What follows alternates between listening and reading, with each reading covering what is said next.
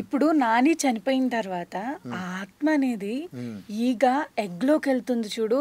ఆ విఎఫ్ఎక్స్ కానీ ఆ మేకింగ్ కానీ అసలు ఎంత బాగుంటుంది ఆ అవును సీన్ అసలు. కదా. అంటే ఈ సినిమాకి విఎఫ్ఎక్స్ లో కూడా అవార్డ్స్ కూడా వచ్చాయి అనమాట ఈ సినిమాకి.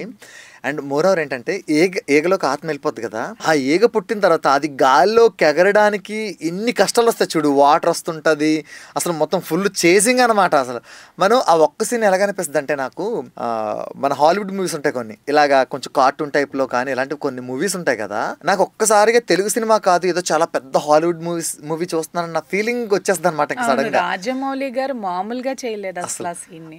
పైగా ఏంటంటే ఆ ఈగ చూడు, అది తను బ్రతికిన తర్వాత అది దాని రెక్క అంటుకుపోయి ఉండిపోతుంది. అది లాక్కోవడానికే చాలా కష్టపడుతుంది. అసలు వెనక నుంచి వాటర్ వస్తుంటది, అటు దూకి ఇటు దూకి వాటర్ లో మునిగిపోయి లేచి.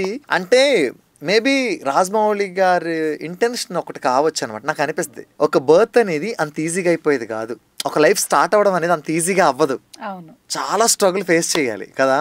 ఎన్ని కష్టాలు. 9 నెలలు మనం చీకటి ప్రపంచం నుంచే కదా వచ్చాం కదా.